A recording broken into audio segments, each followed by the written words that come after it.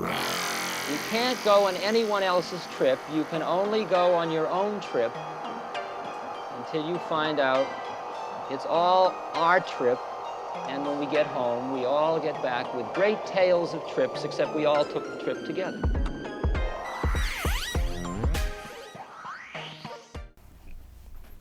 All right. Awesome. Cole on the podcast. Hell yeah, my man. Thank you for having me. I appreciate it. Cole on the podcast. This is awesome. Fuck yeah. I have yet to be in a podcast, and I can cross this off my list. All right, bucket list. Yeah. Hell yeah. What you doing these days, Cole? You know, just living life, doing my thing. Working that fun 9-to-5 travel insurance job, and then doing a ton of jiu-jitsu teaching on the side, which is the passion, you know, everything I'm about.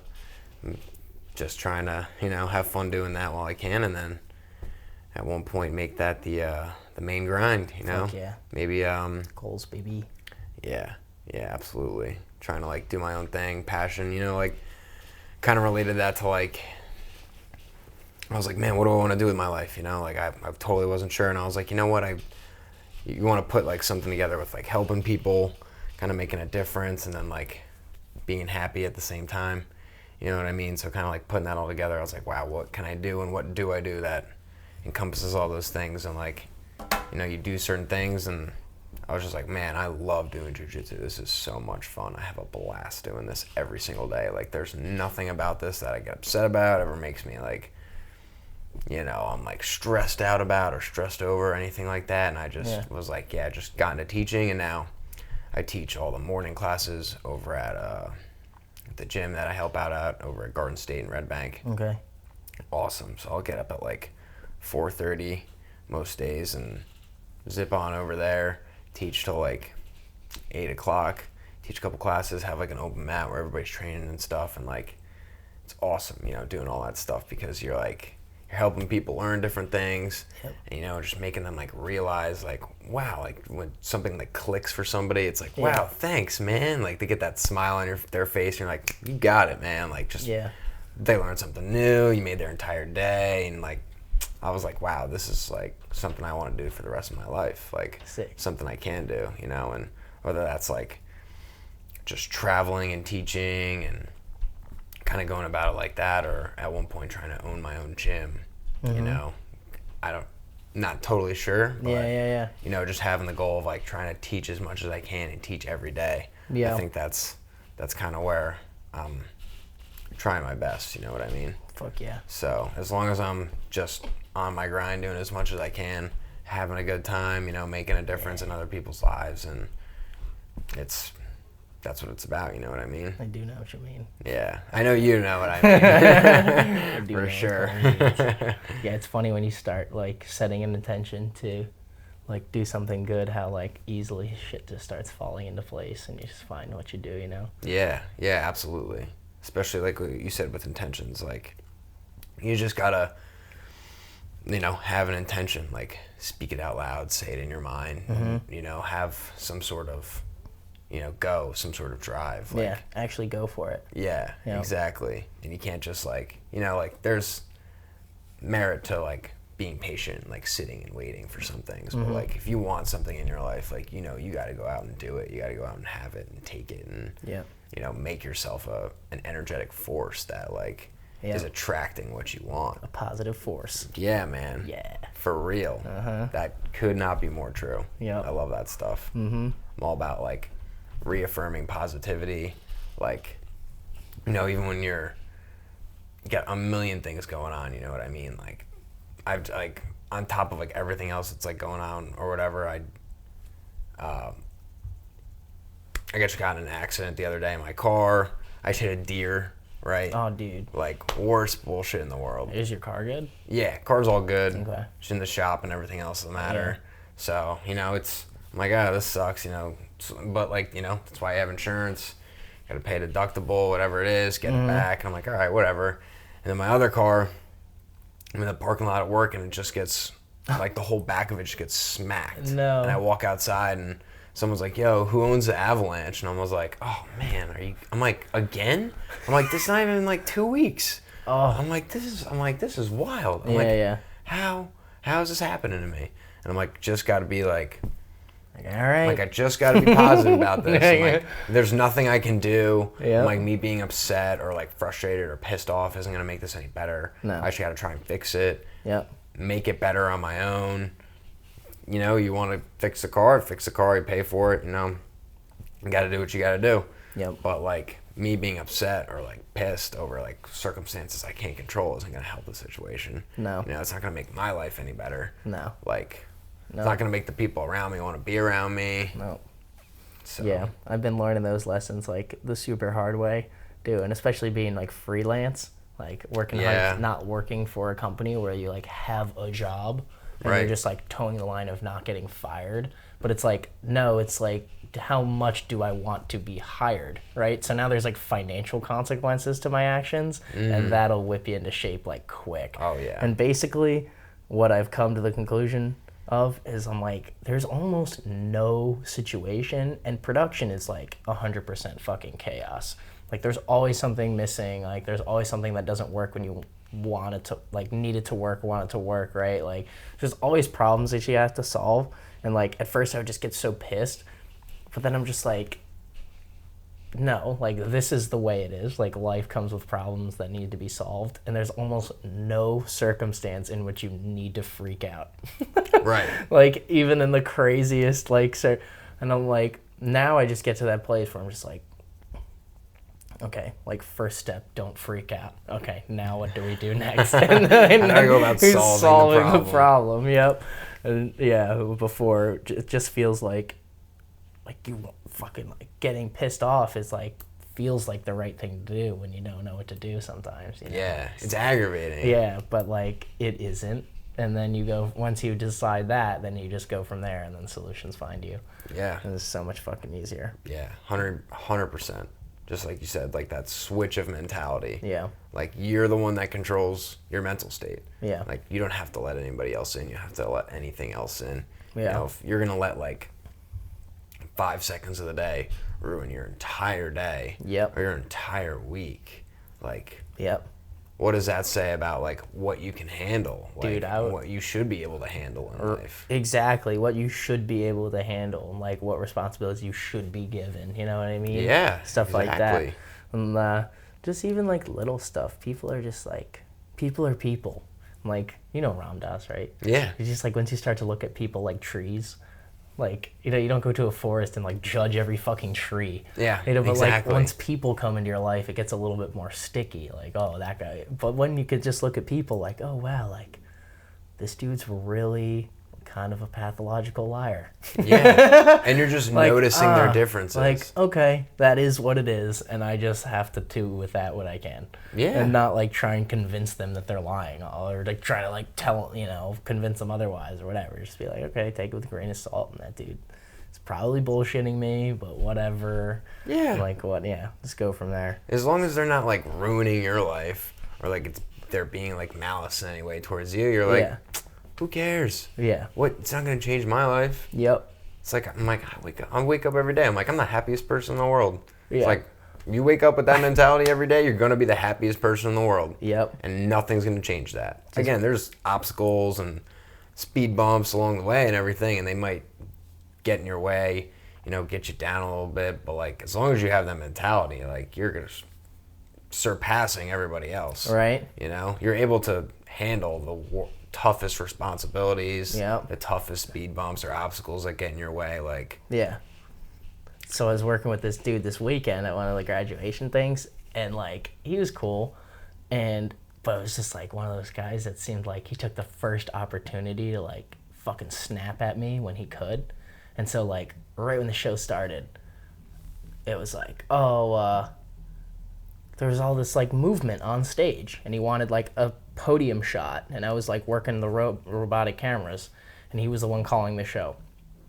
And the podium, like there was no one at the podium, but there was someone about to be, but there was all this movement, so I like didn't really like do the cue yet. And he's like, podium shot, like got all like aggro, and I was like, man, like there's just too much going on, like there's no one even there. And then he just goes, all right, man, like I'm the one fucking calling the show, okay? Or we could just go off you. Is that what we want to do? And I was just like, I was like, that's not what I meant. And then I just kind of go back to doing my thing. And I just like laughed it off. I was like, that was so stupid. Yeah. Right? So like at the end of this, like we had to do 3 ceremonies that day. And it's like 10 minutes into the first one. And I'm so like, this is going to be a long day. It's going to be a trip. After the first one, he's like, I'm sorry, man. Like, I don't want to be a dick, like all this. I'm like, I'd rather someone want to do a good job than not. Then we had a great day. I'm with him the next day. 10 minutes into the fucking day, he says some shit to me. And I just go, really, man? Already? And then he just goes, what'd you say? I said, really? Already? And he's just like, walks away. And then like 20 minutes later, he's saying, please and thank you. Bro didn't have another problem with me for the rest of the day. I was like, yeah, man, like, I feel like 2 years ago, I would have been like, fuck you, you dumb bitch, or like said some crazy shit. Gotten all defensive. Yeah, gotten all pissed defensive, off. but like, I was so stoked on just like my week prior and like what I've been doing lately. So I was like, ain't no man gonna change me right now. Like, I'm like, you could be a grump all you want. Like, I'm gonna just go get a snack from the vending machine and move on with my fucking day. I'm gonna have a phenomenal day either way, man. Yeah. You're not gonna change that. Like, you could try, but you ain't gonna change me. But,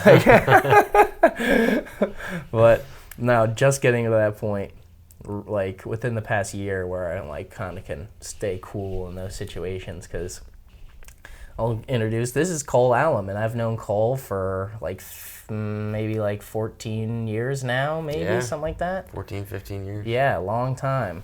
And Cole was integral in changing my life because he introduced me to breathwork when I was 17.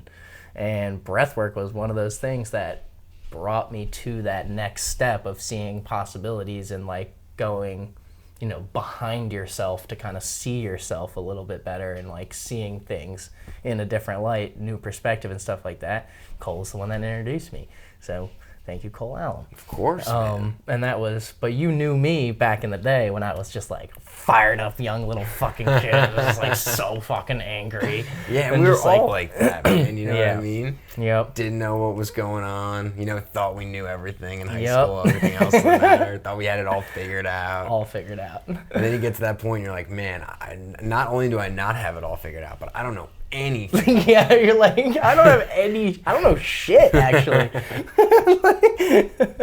Yeah. That's so true. Yep. And then the second journey starts. Yeah, exactly. And then you're climbing all the way back up the ladder. You thought you were all the way up there, and now you're all the way down here, and you're like, all right, Yeah. it's time to start the climb. Like, fuck. Yeah, but I totally get what you're saying. That journey through breathwork, dude. That's exactly what got me to where I am today too. Yeah. It was all about like understanding like why breathwork was so helpful for me too. You know what Yep. I mean? And at like all of a sudden, I started like looking into like everything that breathwork does for you.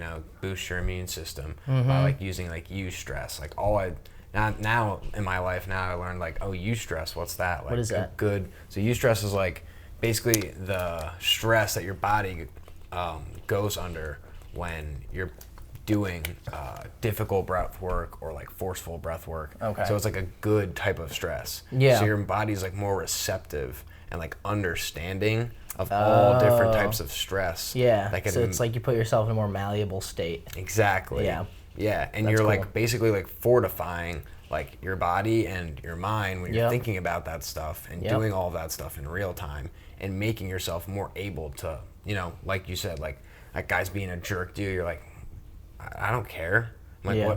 what is this? Like, Yeah. this isn't stressful at all for me. Like, why are Yes. you freaking out? Mm-hmm. Like, you're just so in the moment and able to understand what's going on, and you're not just going to start freaking out over things. Yep. The sauna's been really helpful for me in terms of just like dealing with that shit too. And that's something I've been doing since I was 18. Because when I went to South Carolina and then dropped out of that bitch.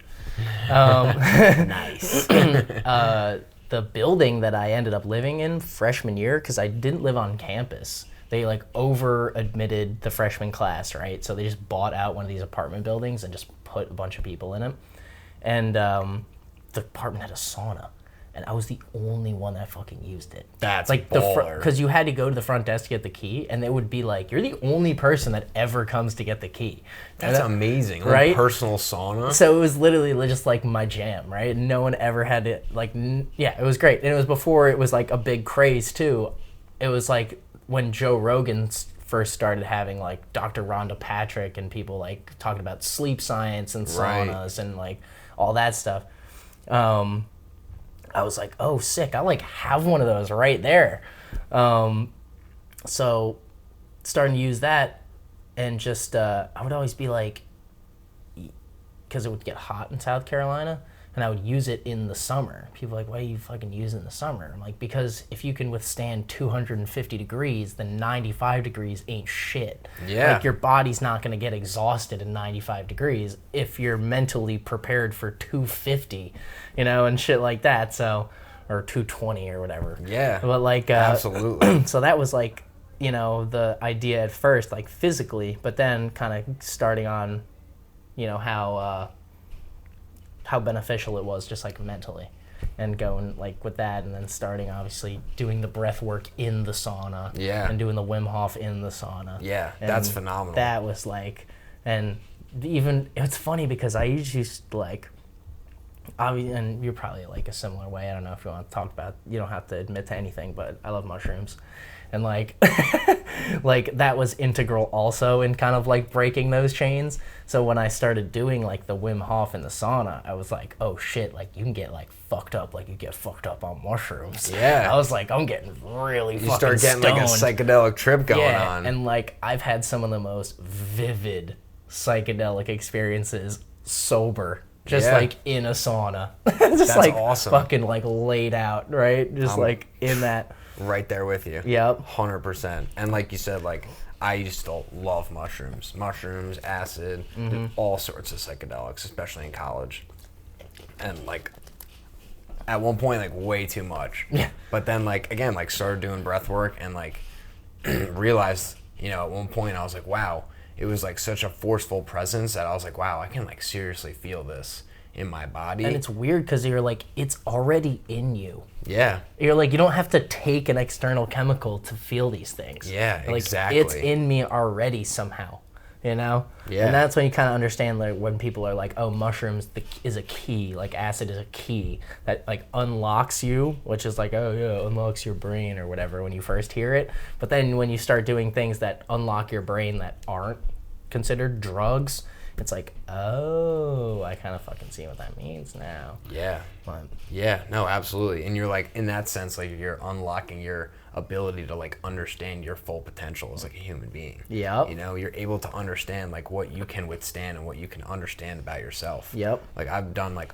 I've had like 5 different breathing coaches, and like one of them was like super intense, right? Like I had to do a lot of things with him. I did like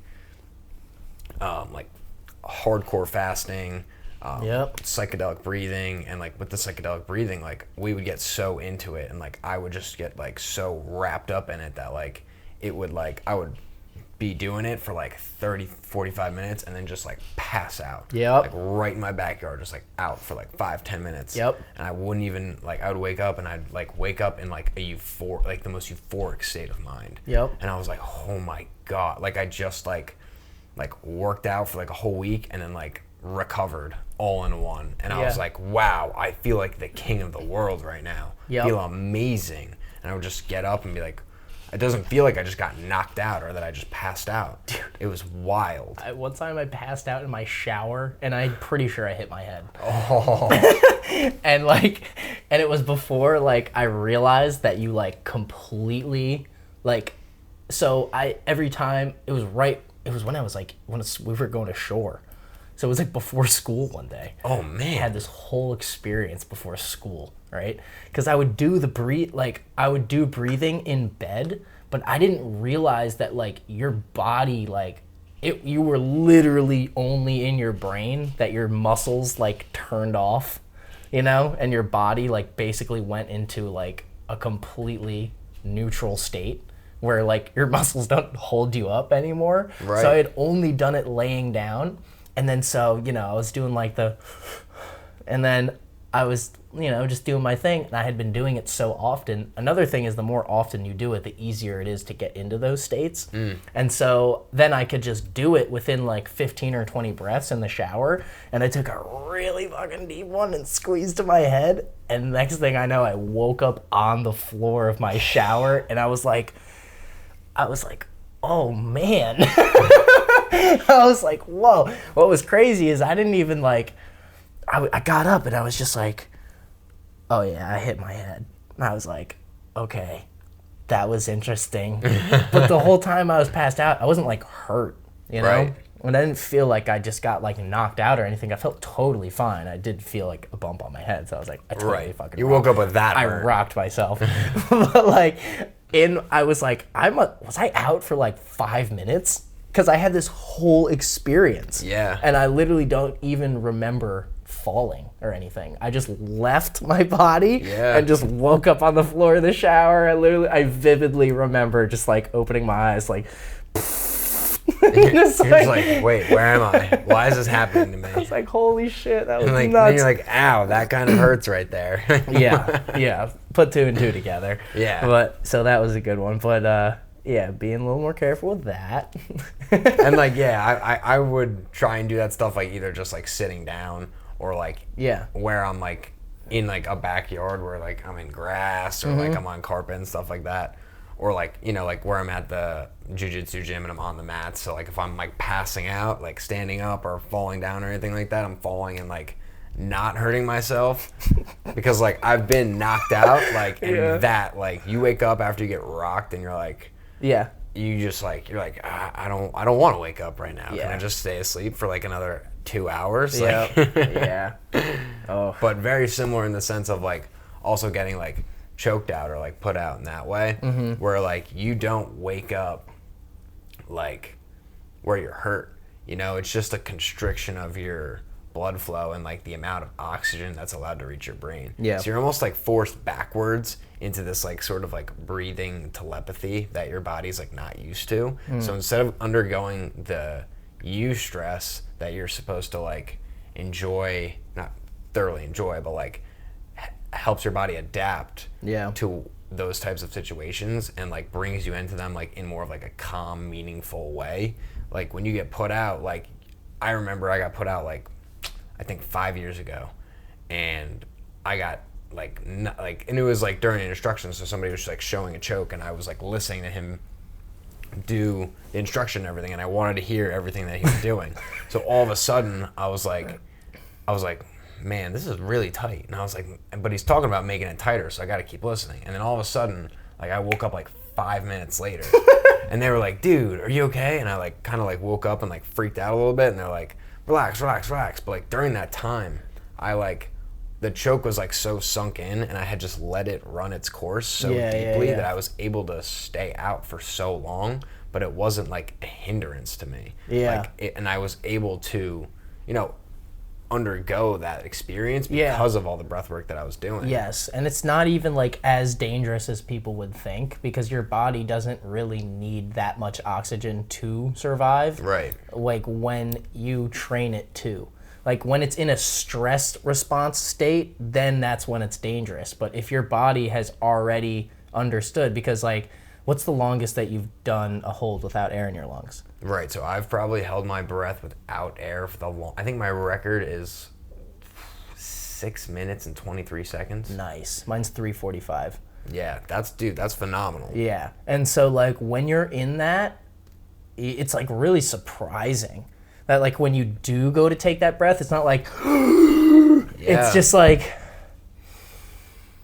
and then you don't even like need, and then you go to like exhale and it's like, you're holding it like out again. Yeah. You know what I mean? And your body's like response to breathe, you realize that like, oh shit, when you're in this completely neutral state, like you don't need much oxygen. Well, especially when you already oxygenate your blood so heavily beforehand. Right. But even when you're exercising, like your body's got like an extra like very over oxygenated state. So then you get choked out and it's like not as big of a deal as you would think because your body's not doing anything, just laying there. And it's like, I've done this before, I've been around this, I've been through this, like it's adapted. So to your that type of brain isn't stress. freaking out as a stress response. So it's Yeah. like, okay, we've been here before. It's like, whatever. Yeah, Yeah. exactly.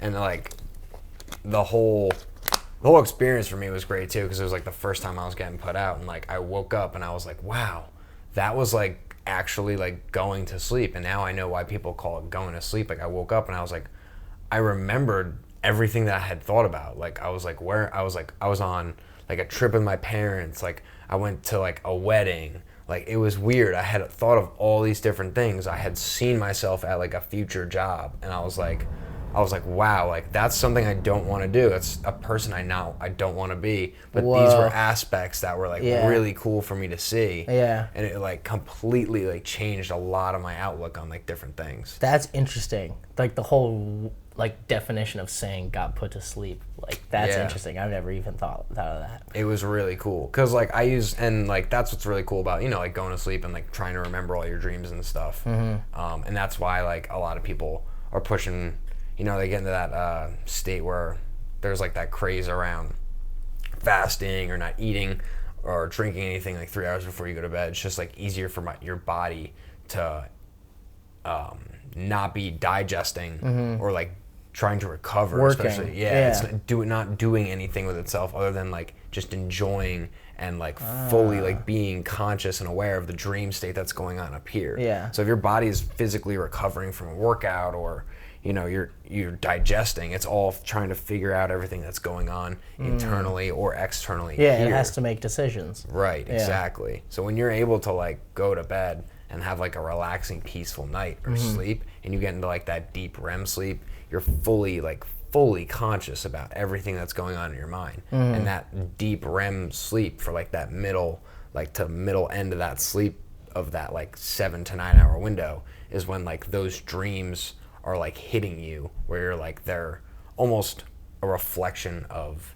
the like ambitions or passions or innuendos or like disgraces that like you are seeing within yourself, or you're seeing yourself become. Yeah. So it's like wild that like I could see this through like also like passing out during breath work or like getting put to sleep or something like that. I was like, wow, I didn't even think that you could do something like that. It was like a whole different side to it, because I was like using all the breath work for recovery, Yeah.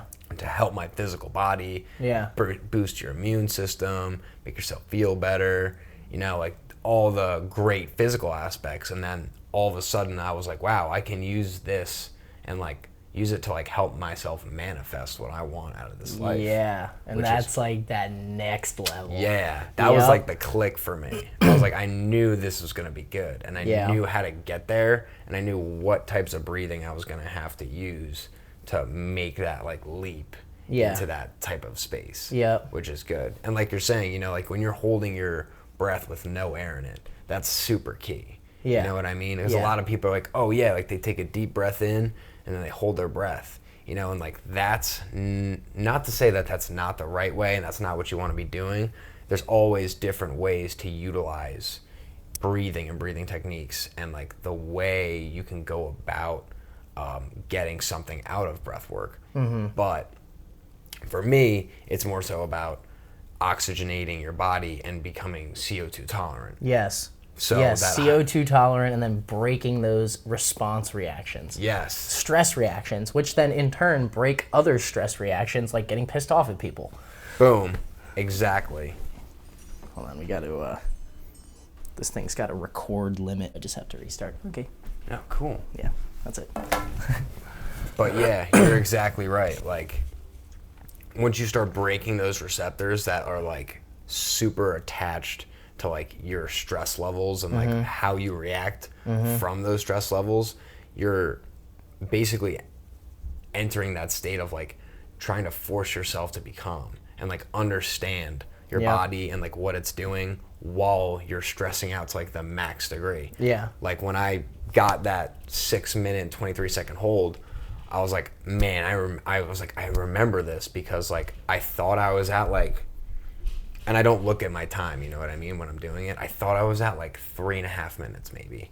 I was like, man, I'm at 3.5 Same minutes. I can thing. do it. I can go so much longer. Yeah. And I was sitting there and I'm like, I'm like, damn, I'm dying right now. I'm like, maybe I can go a little bit longer. And I just kept going, and I kept going, and I was like, you know what, I gotta be at like 4.5. Like, I gotta be at 5. I gotta be at my own PR right now. I gotta stop this right now. And I looked at it and I was like, wow, I was like a minute and a half, 2 minutes ahead of where I thought I was. I was like, this is wild. And like, that's exactly how you should go about, you know, putting all of those lessons and like that type of reactionary state into your real life. You know, you just have to be able to put that type of work into the real world where you're able to accomplish, you know, without even noticing, you're able to accomplish double what you thought you could, because you've prepared for this. You've prepared your mind, your body, like you're a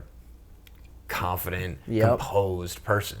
And then you get to that state where it's like submission isn't weakness, submission is strength. Right. You know, where you can really like let all that shit come and hit you and then make like proper decisions. Yeah, 100%. Yeah, that was game changer for me. Because I was like you said, you know, like when we were in high school, when we were younger, like I was super hot-headed. You know, I had points during college where like I was always so angry, and I would get so mad about things, and I'd be so mad at like other people. Dude, and like it was the worst. Rage. And yeah, you would just like rage. And I was like, I don't want to be like this. Like I don't think anybody does. And that's the thing, is I look at people now that are still like that, and I'm just like, man, like, you don't want to be like that. Right. Which is why when you smile through it and you like realize that you don't have to be like that, you can break them quick. And then they'll just be like, oh, like, all right, all good. Like the guy I worked with this week, like I wasn't about to react to that. So he's like, sorry, man. And then it was all good. Then we had a great day. And then even the next day, it was like, ah. And then I was just like, whatevs. And then it's just like, we had another good day. Like, fuck it. You know, It's like, let him run his course a little bit. But like, you know, I don't know. Man, and even when you're in that angry state, you like want people to react so bad to you. Yeah, it's like almost so validating that emotion that you're letting loose. You're like, if I'm doing this, then you should have to do that too. And once somebody is reactive from it or defensive from it, it's almost validating you to be like that and continue that pattern. Which is, like you said, it's miserable. Nobody wants to be like that. No. And like, nobody wants to be like that. No. Like, another funny, like, Ron Brow's quote, it's like, even the toughest guy that eats nails for breakfast wants to live in love. And it's like, it's when you can start to see everybody like that, it's just, like, so much easier to deal with people. Oh, my God. Yeah. And it's so much, and again, like, that goes back to just enjoying, you know, everything about life. And, like, how are you going to be the happiest person in the world if you're going to let somebody make you upset, or you're going to make people upset by being upset? Like, just be. Just be. If you know, why do you, if you can be angry for absolutely no reason, why can't you just be the happiest person in the world? For absolutely no reason. Absolutely no reason. Yes. It's not a crime. It doesn't, there's no price tag. It's all good. Like, why does something happening that's like somebody's, you know, they're blaming you for something, or they get defensive about something, like, okay, all right, cool. It's all good. What do you want me to do about that? And the person's like, they get all confused because you're not super pissed, or, you know, like, you're not giving them the reaction that they wanted and that they tried to elude out of you. You know, and you're just like, hey, man, like, just trying to come from a place of love, because, like, I got the rest of the day to do, the rest of the week. And I'm just, you know, I'm just trying to have fun with it. Like, I don't need to be upset about this right now, or ruin my whole day over what you're saying, because at the end of the day, what you're saying right now probably isn't even going to matter in like an hour. And it's like, dude, like, I see people like that all the time, like you said, and I'm like, man, I can remember when I was just getting frustrated and anger, and I would have like massive anger and panic attacks, and I just like didn't want to live like that. I was like, I can't be like this anymore. Like, it hurts so bad. Like, I literally wanted to kill people, and it just sucks. And that shit hurts you. Like, man, physically doesn't feel good at all. Hurts your stomach, hurts your heart, hurts your head. The whole nine. So now I just look at that and I'm like, damn, you're just hurting, man. Like, that's, like, it's not even like I pity you, but it's just like, I wish you weren't in pain. You know, like, that sucks. Right. You know? And it's like, how long is it going to take for some of those people to realize that they don't want, that they can, there's another option. Yeah. You know, they don't have to live like that. Yeah, that's why the human experience is like so crazy and beautiful. Like the horrible beauty of the human experience is like you get the shit beat out of you by yourself to then realize you don't have to beat the shit out of yourself. 100%. 100%. It's like, oh, it's so crazy. You could be your own worst enemy, or you could be like your best friend. Yeah. And you can just, it's exactly what, like, I try and tell like people all the time is like, the world is what you make it. Mm-hmm. Like, and sometimes I'm a little like over the edge about it, where I can't tolerate some people because it's just like, brings you down. Yeah, it brings you down. And you're like, I'm not an enlightened being. I can be brought down. So it's my choice to remove myself in those situations. Right. Like, I'm no angel or saint by any means. And I'm like, man, you're seeing this right now, but like some people just need like some perspective sometimes, you know what I mean? Yeah. And it's like, dude, like, I hear what you're saying. I get why you're upset. I get why you're super frustrated. But like, dude, just like have a little bit of perspective. Like, some people, like, you know, some people didn't wake up today. Like, some people didn't get a meal today. Mm-hmm. And like, you know, like, we live in like New Jersey, where like people in like Newark and Camden, and like, you know, it used to be much worse in Long Branch, where like people were dying in the streets every single day. Yep. You're getting shot up. Like, one of the craziest experiences I had is when I was working on the road building skate parks for a small stint in my life. Yeah. And we were driving through like Middle America in South Dakota, and me and my buddy Zach saw that there was like this crazy, like this prefab skate park, like, not, you know, it's like all the ramps that are just made of metal. It's not like poured concrete or made, you know, this cheapest version of a skate park in an Indian reservation called Eagle Butte, I'm pretty sure.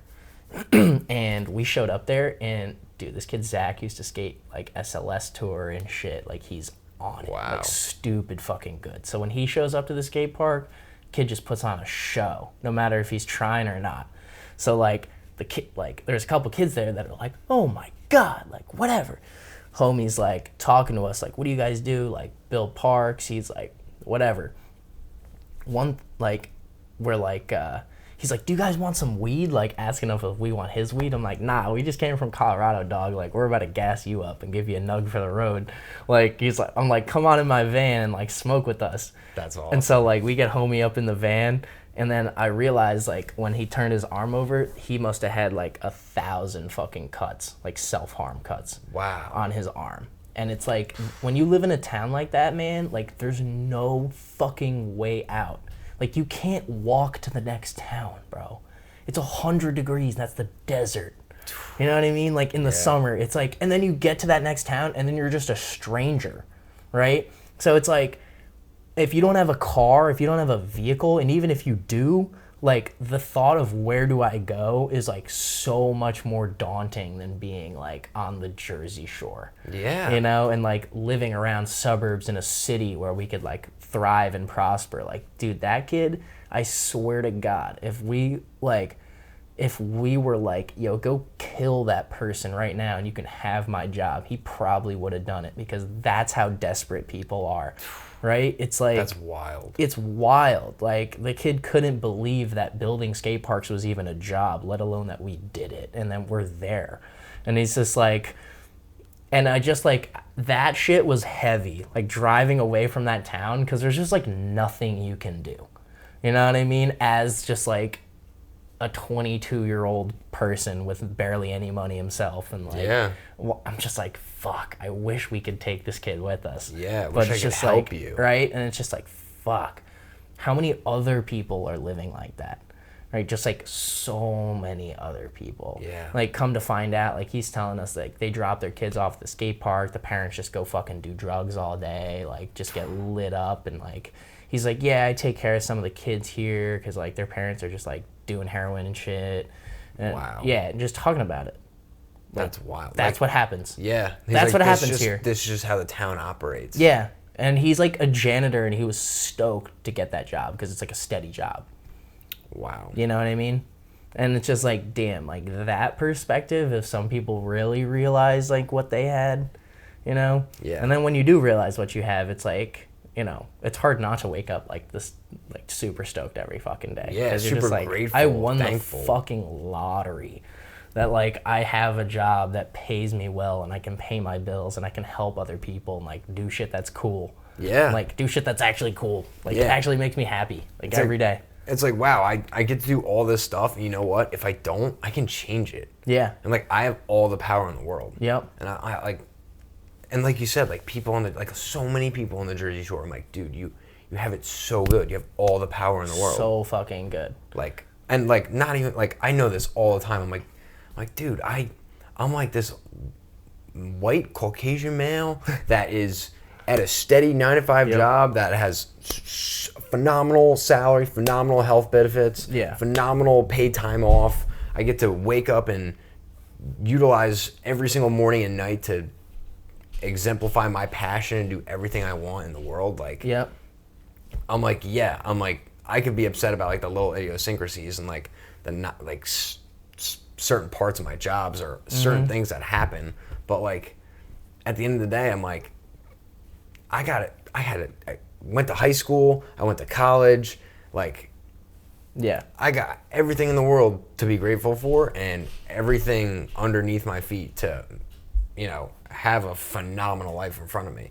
So many people, like, you know, they have to have kids in high school. They don't even get to go to high school. They don't Yeah. even get their GED. And some people get it when they're like 40 or something. Yeah. Like, so many things to be like absolutely like, wow, like my life is so fine. Yeah, I know. And it's also just like, not like to shame my old self, but I was like, damn, I was angry for so long for no reason. When like I struck gold and like some kids are out there like making do and like literally cutting themselves all day, like just to feel something. And like, damn, what the fuck was I angry about? Because like some other white dude was a dick to me that also has it fucking made, you know, like, and that stuck with me for 3 days. Like, what the Yeah. fuck? But now it's like, once getting out of that, it's like, okay, now I have to do, like, basically it's my responsibility to change things. Right. You know what I mean? And to spread like knowledge and to spread good feelings and money and help people. Right? Exactly. And like spread the wealth. But yeah, perfectly said, honestly. And that's like the best part about it is because like you figured it out. You're like, wow, like I'm the main character, you know? Yeah. I got to be the main character. Like, it's not that like I have to do all these things Yeah. or like I have to live this life. It's like, wow, I get to change my life however I want. And like, you know what? It's honestly a lot harder for some people than it is for others. Yeah.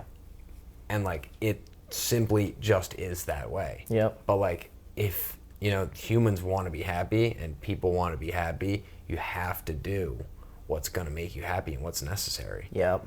It's just a matter of fact. Yep. And a lot of like, and that comes along with like being like truly happy and like truly fulfilled in like a sense instead of just like that, you know, like that happiness that's just like where you're like getting it firsthand or something like that, like Yeah, looking at like screens, or, you Yeah. know, like doing like constantly just like Yeah. waking up, getting high every single day of your life. Yeah. You know, some people need that. You know, it's some sort of like repressive state that like Bro. helps their mind in some sort of way. I just got out of that, and like for a long time, like I was so fucking angry that like I needed to just take a huge bong rip to fucking put things in perspective. And I would be like so fucking angry at my dad, and then I would, or something, and I would just go in my room and fucking take a bong rip, and I'd be like, all right, I'm gonna go apologize. And like I needed that, you know what I mean? Like Yes. at a point in my life, because I just couldn't figure out how to handle that. Right. But then I went through this, and I just stopped, not stopped completely, but like maybe like 2 months ago, stopped smoking weed every day. But for the last year before that, I just realized it was an addiction that I had put myself into, because it was like, oh, I don't need to repress those feelings anymore, because I have things like breath work and like going to the sauna and like just expressing gratitude that's like, or just like smiling to a stranger that takes me out of these states. I don't need to obliterate my fucking self with a giant bong rip with tobacco on top. Like, I don't need to do that anymore. And then that was a very strange period of like knowing I didn't need to do it, but still like my body physically being addicted Right. to having like substance. Oh, 100%. And that was like strange. But then, yeah, coming out of that now, I'm just like, oh man, ultimate power. Like, feel like I've achieved of just like not being reliant on substance. Like, I have the power to change myself. Like, I don't need anything else. I don't need anybody else. 100%. And I can change for other people now. Yeah. And so it's just like, that's very nice and cool. Yeah. I very similarly went through like a very same path where I was just like, and again, like, to a lot of your credit, like, I realized very early on, I'm like, man, this is an addiction. Like, I need to like stop doing this for a while. Yeah. You know? And I was like, all right, I just need to like cut this out. I would cut things out for a while, but like then like going cold turkey on like a lot of things like wasn't good for me, because then I just got roped right back into it for like an extended period, because I was like, I was like, I just took like whatever 2-3 months off. Like, I wasn't drinking that much, I wasn't smoking. Like, now I can go and have fun. You know, it was all about goofing off. But I was like, Yeah. you know what? I need these things in like moderation. Yeah. Like, if I want to do it, I can. But like, I shouldn't be doing things every day because I feel like, oh, like it's that time of day. Like, time to like smoke a joint and go have dinner and like go do whatever I need to do. Like, it's just like, I was like, I shouldn't be doing that. I'm like, there's no reason for that. Yeah. You know? I was like, if I want to hang out with my buddies on like a Sunday and like get stoned and watch football or something, and like, nothing wrong. Yeah, nothing wrong with that. Yeah. But like, I just got to make sure that like I can go about and do whatever it is I need to do after, therefore, and continue on the rest of my life, the rest of that week, whatever it is. You know, as long as it's not hindering you in any sense. Or holding you back. Yeah. You know. 100%. Yeah, and then for when I did end up starting to do production, it was realized I was given responsibility. It was like, okay, absolutely not. We cannot be high at work anymore. Like, because we have shit to do, we have responsibility, and people are like relying on me to answer a question when they need it to be fucking answered quickly. And so it's like, oh, okay, cool. Then I was like, okay, so I'll just smoke at night. And for a year, I was pretty much holding true to that, like just smoking before bed. And then realized after that, I was like, oh wait, I can't sleep without weed. And that was like weird, because now, and then it becomes, like we're saying, I'm going to Boston on Friday, being flown to a thing. Can't bring weed on a fucking plane with me. Right. So I need to be able to go to bed anywhere in the world to wake up the next day and perform a job. I can't be off no sleep and coming into work like, oh, well, I didn't smoke last night, so I couldn't sleep. Right. It's like not a fucking excuse. Exactly. You know, so it's like now, and then, oh man, yeah. Stopping smoking weed was interesting, man.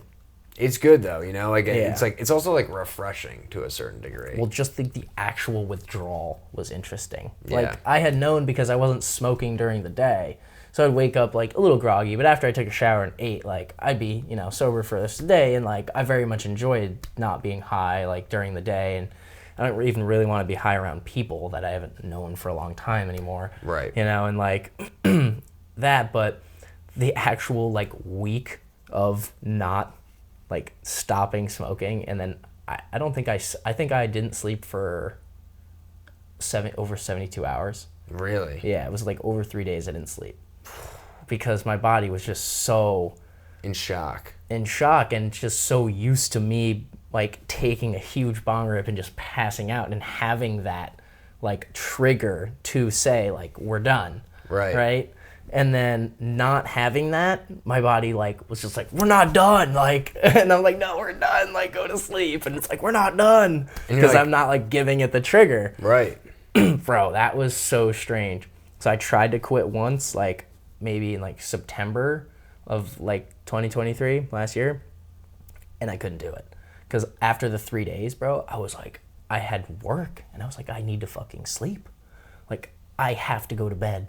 Like, I was in this state, like, I actually had to cancel a gig because I was so fucking deprived, and like, I thought I was losing my fucking mind. Like, not sleeping for 3 days is gnarly. Yeah. Like, that shit will put you in some crazy states. So I was like, okay. But this time, I was, like, prepared for it. So I was like, okay, I had a week off work where I didn't have any gigs, and I sure as hell wasn't taking phone calls. And I just, like, phone was on Do Not Disturb for an entire week, and I was just, like, only talking to people who knew the deal and, like, were on board, right? There It you was go. just, like, and same thing. Even knowing going into it, I weaned off, too. I had just bought, like, a little, like, G-Pen, and it was even, like, maybe 3 weeks before, smoking the tiniest amount. But as soon as I stopped, same thing. 3 weeks. 3 days. No fucking sleep. Yeah. Even the fourth day, maybe like 3 hours. So I think I got maybe a combined 8 hours of sleep in 6 days. Damn. Wild, right? That's tough. 7th day, passed out. Your And I mind is exhausted. Woke up, bro, went surfing, hit the sauna. Like, I was like, holy shit, we've done. And it was just like clear as day, like, I was done. Like, I did it. And I was That's like, awesome. Holy fuck. I was like, that was crazy. I was like, that was like real drug withdrawal. Like, that was fucking nuts. You're like my legs were hurting. I was like, getting the fucking Jimmy legs and shit. I was like, yo, this shit is gnarly, bro. But I think weed is way too strong.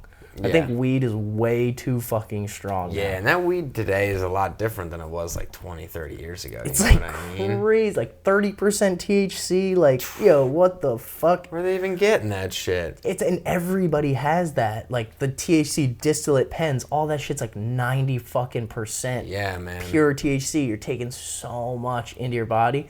Yeah, Where those when pens you- are dangerous. Dangerous. And when you really compare to like just like bush weed that people used to smoke all the time, that shit's like 5% THC. Yeah. You know what I mean? And they're getting stuck. And now now it's like, if you don't smoke, you can smoke the tiniest amount and you're just like blasted. Yeah. Like, wow, that was wild. Yeah. And no. Take like one puff and you're like, oh my gosh. Right? Bro, stand up. I know. It's wild. Wild. And like, I know you used to smoke heavy. Dude, and, all like, the time. Same. And it was just like, dude, I used to be like, and it was almost like a pride yourself on how much you could smoke in front of other people. True. Because your tolerance was so high. You're just Yeah. like, oh, this doesn't affect me, motherfucker. And I still Right? have friends like that. I know. They just rip all I the know. time. And now I just see that, I'm like, fuck, I get it. But I'm just like, damn, it's just so much better when you don't have to do that. Yeah. Like, every day of your life. Yeah, and I mean, I totally get it. Like, when I was in college, I was like, there was like a long stretch where I was like, I'm just gonna, just gonna get high. And people were like, dude, we're going out. And like, a bunch of us were just like, yeah, we're just gonna get high and go out. That's what we do. Yeah. Like, we're just a little bit ahead of the game. We're gonna go drinking, right? Like, Yeah. so we're just getting ready. Like, Yeah. that's just what we did. Yep. And I graduated, a couple of me and my buddies still did that. And then at one point I was like, dude, we're like going out, but like, I don't like, I'm getting high and I'm like, I'm not meeting people, I'm not making new friends. We're just like hanging out with each other, like shooting the shit, like doing the same crap. Same shit. I'm like, wait a minute. I'm like, this Yeah. is kind of silly. I was like, we don't really need to do this when we go out. I'm like, don't you guys want to meet people and like, like Be able to answer questions. yeah, like interact with the world Yeah. and like see shit for what it is. And, Yeah. and like, some people are just like, I don't really care. Like, I'm just Yeah. going to keep getting high. And I'm like, Yeah. dude, to each their own, do your thing. But like, I was like, man, like I can't go out and do this anymore. Like, I can't, No. like, I don't feel comfortable, like, like going up to people, like starting conversation, like Yeah. trying to make new friends, No. like have a relationship with whoever you're talking to or anything like that. Yeah. I picked up weed for I used to have like an older neighbor when I lived in Oceanport, and he like always helps me fix my car and shit, and when he does, like, I'll get him some weed. And like, cause he doesn't ask for money, he never wants anything, but I just like, I gotta give him something, so I always go get him some real good weed, and he's like always stoked on that. He'll have like an eighth for like a whole month, you know what I mean? That's phenomenal. Like, he's like, holy shit, this shit's fucking purple, man. Like, where'd you get this? It blows his mind. But so I go to one of my buddies that has like, a shop and sells under the table. And then it was on Memorial Day, so they were giving away like edibles as presents. And so he gives me an eighth, and then in the bag is a 250 milligram edible. like a small little chocolate bar. Damn. And I was just like, one, that's fucking dangerous to be just giving away. Two, I'm like, yo, if I, like 2 years ago, I would have been like, fuck yeah, like let's eat this right now and then drive around and then go to Hartshorn and then just like fuck around and then go surf and then go skate. Now I'm like, bro, if I ate that, like I'm gonna need like 4 days off. Yeah, you know what dude. I mean? Like For real. that Need shit, 40 I would pass out in like an hour. I would be My body so be out of commission. fucking scared. And so, yo, this story is so fucking funny. I heard this story like 3 nights ago after the girls contest in Philly. So one of my buddies, Tyler, love this kid, and his partner Bridget, or Bridge, sorry, Bridge. I say Bridget. It's not Bridget. So Tyler and Bridge live in Philly, and Bridge's mom apparently, like, she seems like a total sweetheart from like the stories they're telling me. She was just like super caring, like loving, awesome mother. And also seemed like a little bit old school in terms of like, oh, like I would never. Oh, hold on.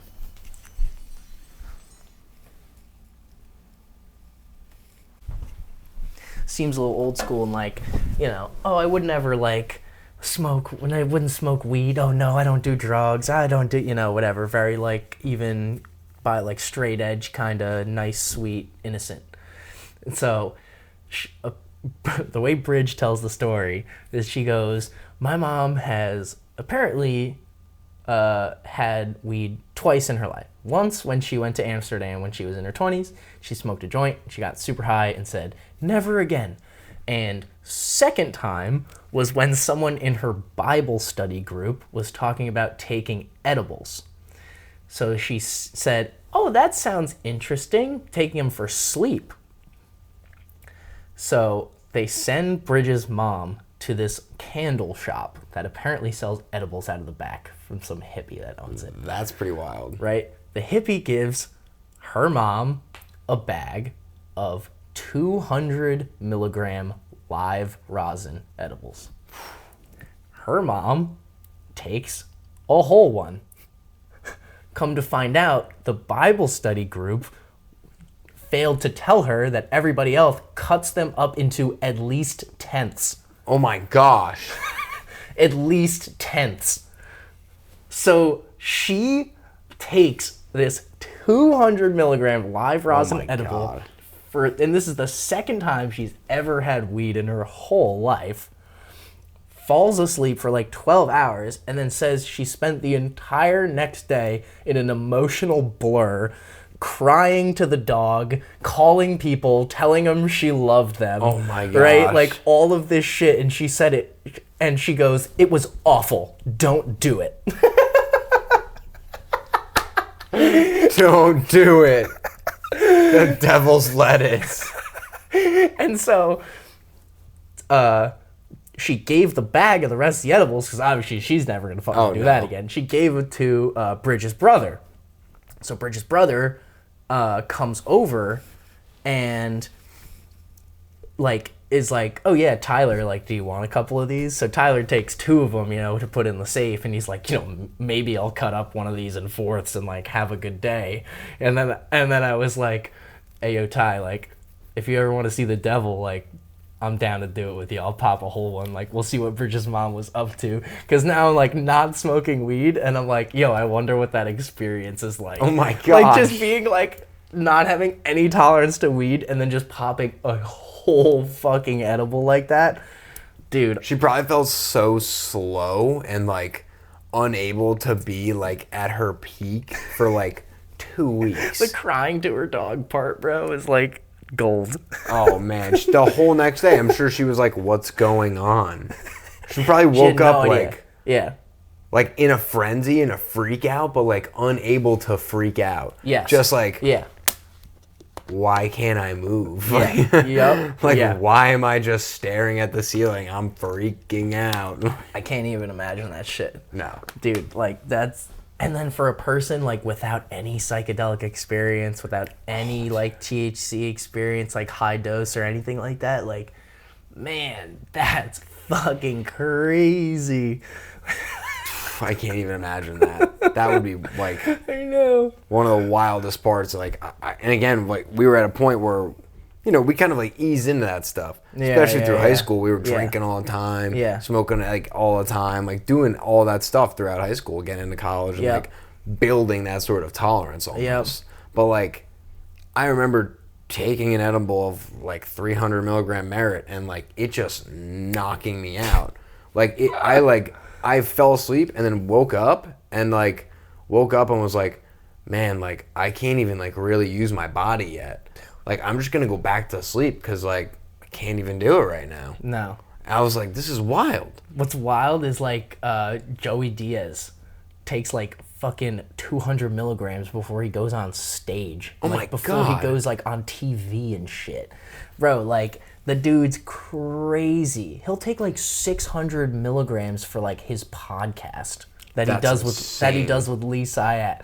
And he's got Lee, now he's like dosing Lee up. And like Lee like is not doesn't want to see the devil. So he's like, I took a 50 milligram, bro. I'm so high. He's like, take another 50. And he's like, come on, don't be a pussy. yeah, like fucking dosing him up heavy. It's like, bro, I can't believe that people do that.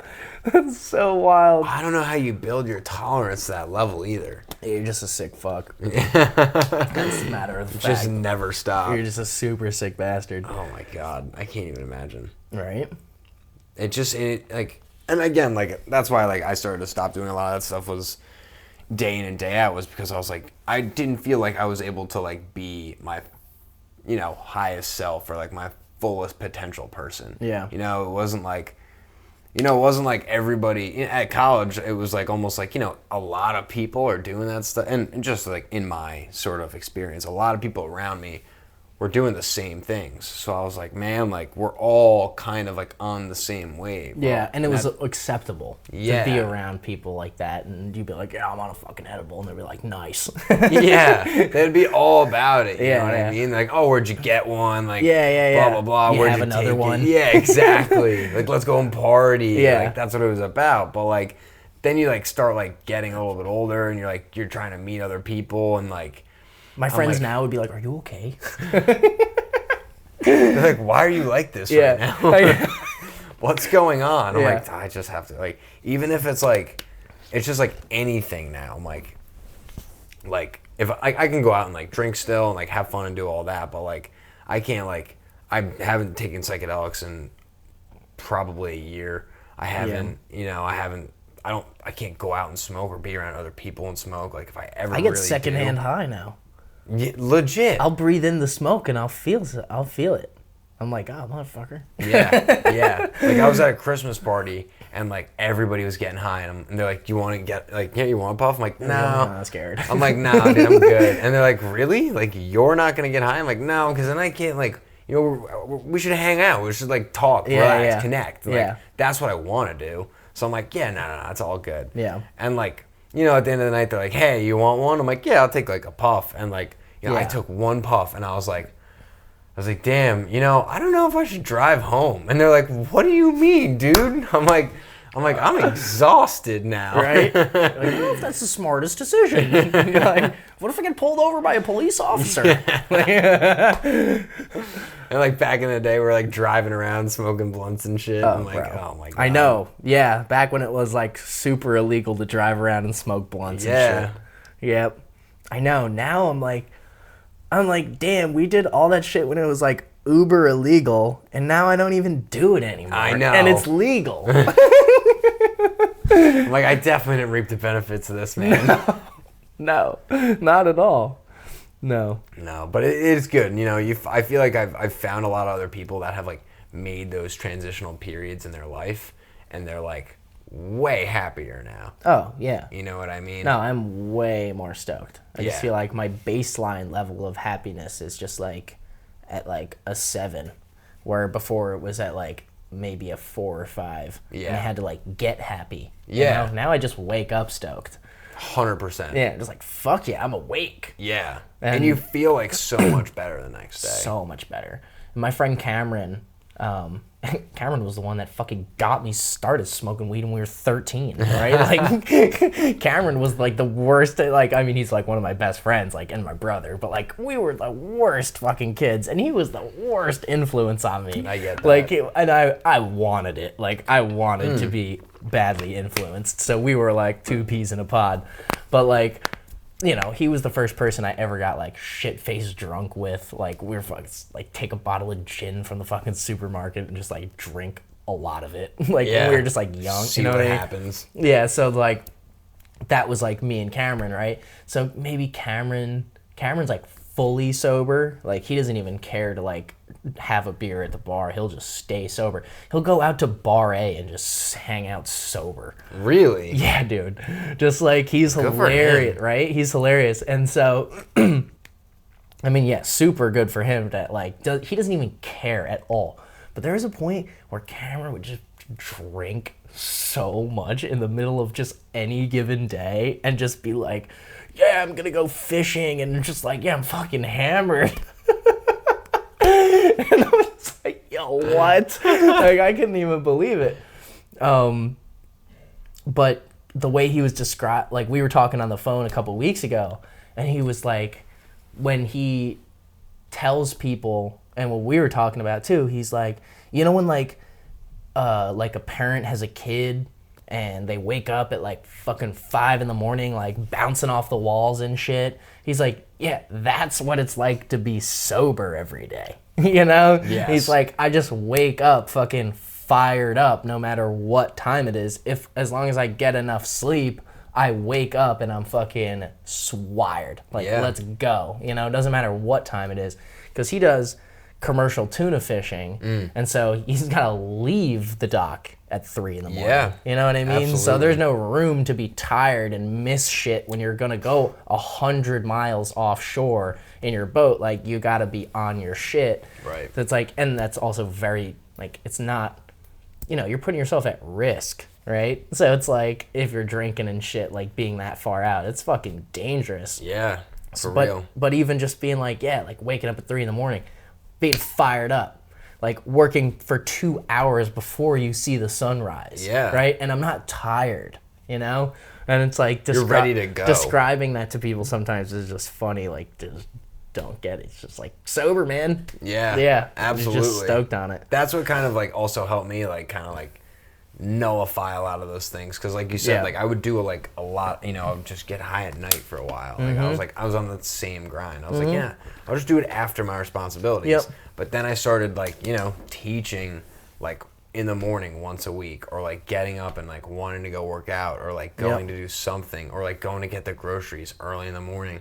And I'm like, man, like I am not waking up with like 100% me. I'm like, this sucks. And if I want to do that, and I want to like make my life better and advance it and do all these things before I get to work, and do all these things after I'm done with work and everything else of the matter, like I can't just be like sitting around doing this shit. Like, I'm like, it's not gonna help me. No. Like, it makes my next day so much harder to get in the rhythm and the vibe of everything. I'm like, I just need to be like on my own type of wave and like making my own vibrations. And I was like, that's gonna be so much easier. And every day I wake up now and I'm like, all right, time to go do this. Yeah. Once you're out of bed, you're out of bed. It's easy. Easy. So easy. Once you're up, you're fucking just up. There's no Yeah. chance of me falling back asleep or like Yeah. hitting the snooze now. You know what I mean? No like, shot. Once I'm up, I'm just like, whatever. I might as well be up.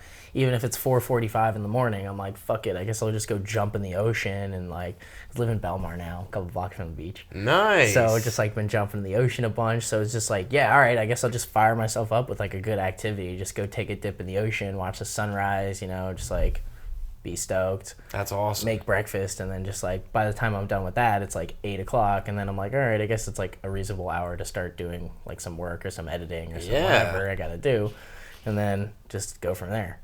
But like before, it would be like, oh fuck, it's 4 a.m. Oh, I better take a bull rip so I can go back to sleep. You know what I mean? So heavy. So heavy to understand that. Yep. But now it's just like, fuck it, whatever. I'm up. Yeah. Fuck it. And it's so funny because, you know, you still like, I still have friends that are like really heavily on that grind. Mm-hmm. And I'm like, man, I'm like, dude, I haven't seen you in like 2 weeks. And like, yeah, like, I just got sick and then I had to work and then like I just didn't want to do anything on the weekends. Like I just like sat in and got high. I'm like, dude, that sucks. Like, bro, that blows. Yeah, I'm like, that wouldn't you blows. rather come hang out? Like, Yep. sit around and like goof off and like relax and like go to the beach, you know, go Yeah. a party, Yep. you know, go do something, go to the racetrack, like do anything, bro. Like, Yep.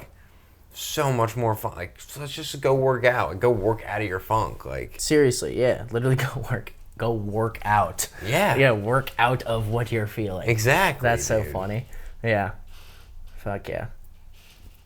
That's some cool stuff, though. I love that. That's what, like, kind of like, and again, that's why, like, the breath work was so facilitating for me because, like, it started to, like, counteract all that stuff I was doing. And breath work, because of, like, the, you know, the super intentional hyperventilation that, you know, people are doing and stuff of that matter, I kind of incorporate it with, like, pranayama and, like, all that Yeah. Nali stuff where you're doing Yep. all that alien breathing and everything. So, like, even like just smoking a little bit of weed is like completely like now is like so it affects me in so much of a So different heavy. way. It Yeah. it is such a like a heavy, like it just sinks my body. Yes. And I can tell like that Yep. like I can't be the same type of like breath facilitator. Yeah. In the same way. Yep. I'm like, man, I was like I can hold my breath for like 5 minutes, no problem. Like if I take a hit, I'm like, damn. I'm like, I know for a fact I'm down to like 3 minutes. Yeah. I'm like, I'm hindering myself right now. I'm like, Yep. I'm not being the best version of myself. I'm like, I can't just keep like doing this all the time. And like again, everything in moderation. You want to go out and have fun with like your boys, you know, your parents, your friends. You know, like you and your girlfriend on vacation, whatever. Yeah. Like go, you know, enjoy the best parts of life. Yeah. But like, there was a long period of like there was a stint where I would get high and do breath work, and for like Oh yeah. a weird amount of time, like I was able to do the breath work that I like am always doing, and everything else in the matter with the hyperventilation and the, you know, everything else with like the nollie and like the like the rolling of your abs and stuff Yeah, like that. yeah, And I was yeah. able to do that high and almost perform the exact same, or if not a little bit better. And it would be really cool, you know what I mean? But what I learned from that, like doing that experience, was that like it only helped when you were high. It was all about like the getting high was about like being in your person and like being in yourself. Yes. And like being It was like here. a prerequisite to what you were already gonna do. But Right. now that like you're so good at it or dialed into getting that, it's like, well, I don't need a prerequisite because I'm already just gonna get naturally really high and naturally really in tune with everything that's going on. Exactly. And it's like I don't need that, like just like how it was like that switch for me to go to sleep, that switch for you to put yourself in like, okay, now we're doing breath work, like time to get like into a state. Yes. It's like now I can just like go into that state. Right. You know, we don't need a prerequisite to go into these states. It's just Yeah. like a lot more automatic. Right. And like I wasn't like, it was like for me it was like, all right, I'm gonna do this and now I'm only gonna think about here and now. I'm Yep. gonna be here, I'm gonna be my human being. You Yep. know what I mean? Yep. And I was just like, I would like, and again, like I was telling you before, like I would wake up and I'd be like, man, like even when I was like, even just after I smoked, like I was still doing a lot better than I'm doing right now. Yeah. And it wasn't that big a deal. I'm like, I'm waking up, or you know, it's fading away, and I'm like, wow, like now I'm exhausted, and I can't breathe the same way. Like it's almost like I'm like this isn't what I'm doing this for. I'm already doing what this is trying to push me to do. Exactly. So I was exactly. like, I don't need the key, you know, if I already have the door open. I'm like, this is I don't silly. have to keep locking and unlocking the Yeah, door. I can exactly. just keep the door open. 100%. I was like, this is so ridiculous of me. Yes. I was like, Yeah, I and don't it know just starts why. to seem silly. Yeah, exactly. And then also, like, when I was smoking so heavy, like, the first minute of me doing my breath work, I was just, like, coughing up all the shit that was, like, in my lungs. And I was like, yeah, I'm, like, healing my lungs. And now that my lungs are just, like, straight and narrow, that doesn't happen. And I'm No. like, how fucked up were my lungs? That, like, for the first minute of me doing something really good for my body was just, like, extricating all this extra shit that I piled up in Yeah, there. And now I'm like, 100%. I don't have any of that in me. No. And like, yeah, just like in the sauna too and all that, like, I'm just like, oh, interesting. Yeah. And even just like, you know, you're singing in the car, I'm like, my voice is just so much clearer, crisper. Like, I can hold like a vocal. You know what I mean? Yeah, it's not like some sort of like one volume rasp. Yeah. Yes. Yeah, 100%. Yep. Oh, that's so funny. Yep. Fuck yeah, Cole. Hell yeah, my man. Yeah. You want to cut it or you want to keep talking? Yeah, that's phenomenal, my dude. Thank you for having me, my guy. I appreciate it big time. Fuck yeah. Cole Allem. What is it? Garden State Jiu-Jitsu? Garden State Brazilian Jiu-Jitsu. Fuck yeah. If you need a teacher, hit him up. If you need a breathwork teacher, where can they find you? Absolutely. You can find me at 151 1000 Oaks Drive, Atlantic Highlands. That's his address. But I don't know if we're going to keep that in, but his Instagram is Cole Allem. What's your Instagram? C. Allem 12. Okay, that's a more appropriate way to get in touch with Cole. Boom. Don't knock on his door. Don't knock on my door. I won't answer. 'Cause I'm probably not home. Yeah. You can't go on anyone else's trip. You can only go on your own trip until you find out it's all our trip. And when we get home, we all get back with great tales of trips, except we all took the trip together.